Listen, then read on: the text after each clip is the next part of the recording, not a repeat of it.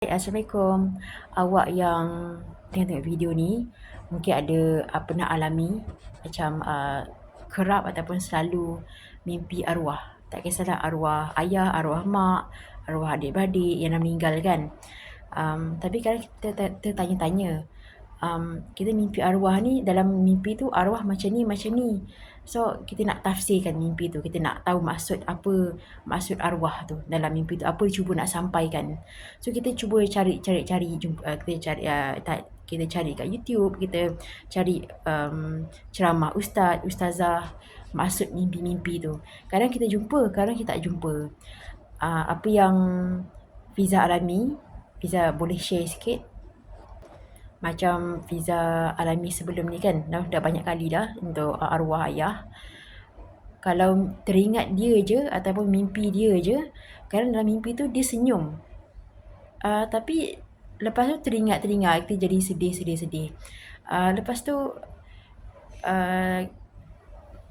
Lepas tu Fiza cuba selitkan doa ataupun apa-apa amalan yang Fiza buat kan. Contohnya baca surah Al-Fatihah ataupun baca surah Yasin ataupun baca surah Al-Mulk sebelum tidur. Apa-apa amalan pun tu, lepas tu selitkan, ya Allah, aku sedekahkan pahala amalan ni dekat arwah ayah. Itu apa yang Fiza buat. Lepas tu Fiza konsisten buat sekali, dua kali, tiga kali tu. Lepas tu terus hilang tau. Terus hilang rasa sedih, rasa yang rindu berat tu, rasa sedih tu hilang.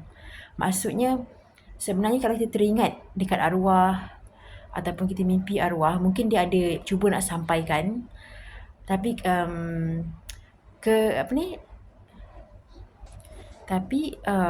kita mungkin sedar tak sedar, sebenarnya kalau kita dekat alam barzah kan, alam kubur, sebenarnya amalan-amalan ataupun yang penting kat sana, yang paling penting kat sana, pahala amalan ataupun orang tersayang doakan, sedekahkan Al-Fatihah, sedekahkan doa, sedekahkan contoh kalau kita sedekah subuh, kita selitkan doa, ya Allah, aku sedekahkan pahala ni untuk arwah.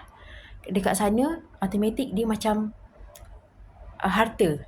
Pahala tu macam harta bagi diorang dekat alam barzah, alam kubur.